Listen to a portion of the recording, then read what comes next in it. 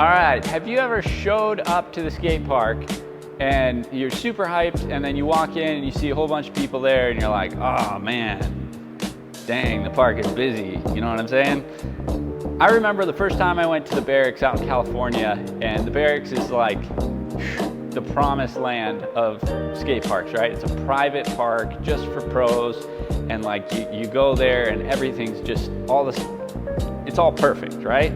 So many bangers, so many pros have thrown down there. Like, who wouldn't want to go to the Barracks to skate, right? And I was super excited to go, and so I had built out a list of like all these tricks that I wanted to do on certain obstacles in the park. And I show up and just enamored, right? This place is amazing. And Felipe Mota, at this time he was like 10 years old. He was doing like kickflip back tail on this ledge that I wanted to skate. So it's kind of like, okay, well, I don't really want to get in his way, so I'm gonna go over here. And then, I go over there and Mickey Papa's doing full cab lip slides down this handrail, and I'm like, and literally like I felt like the park was too busy for me to really skate and enjoy it, and so I started complaining. And here I am, I'm at the Barracks, right? And I'm complaining. And you guys know what I'm talking about. Like, we all do it. We go into the park, you're all hyped and excited to go skate, and then you see a bunch of people that are really good, and you start to feel intimidated, and you start to complain a little bit, right? And it's something that we all do because we get annoyed with our circumstances. We get annoyed with where we're at.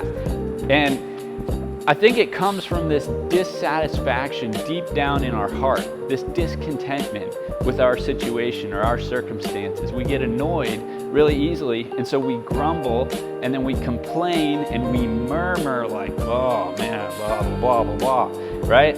And it's a big problem that we have. In the Old Testament, the people of Israel, they were being held captive in Egypt. And so God sent this guy named Moses to lead his people out of slavery in Egypt, right? To rescue God's people out of Egypt. And that's called the Exodus, right? It's written about in the book of Exodus. And so they're going to leave Egypt, and they're going to go to this place called the Promised Land, which is currently modern day Israel. And so in the book of Numbers 14, in the book of Numbers chapter 14 is where we're going to read today. It talks about how the people of Israel had been miraculously rescued from slavery in Egypt, and they show up at the Promised Land, right? They're right on the border.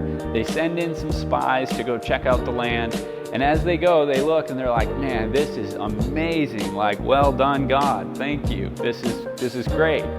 But they also notice that there's a whole bunch of people that are already living there. And so they come back, they start to complain against God and against Moses. They're like, why did you bring us out of Egypt?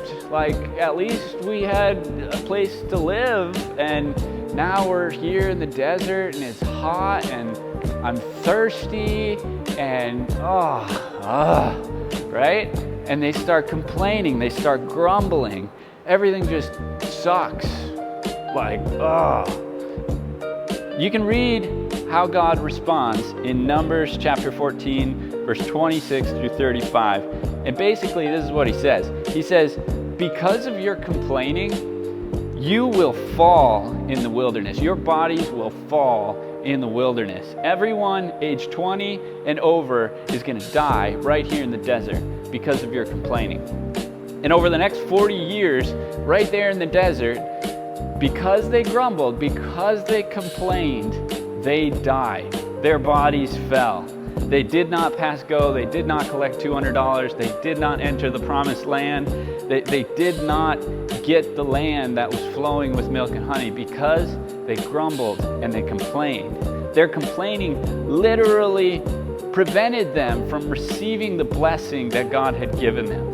And so an entire generation died in the desert because they complained. So here's what we should take away from this, okay? Grumbling and complaining is a sin. It's wrong. It is so bad that it was punished by God by death, right?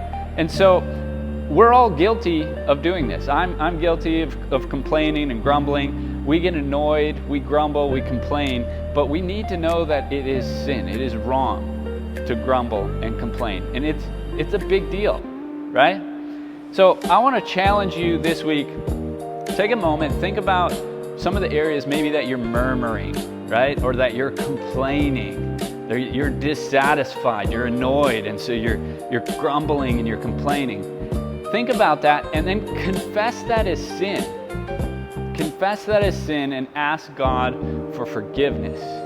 Because we need to confess that as sin, and we need God's forgiveness. And we need to stop complaining. Over the next 2 weeks, we're going to dive into what it looks like to have more joy and more thankfulness in our lives. So I hope you can join us, hit subscribe, and we'll see you next week.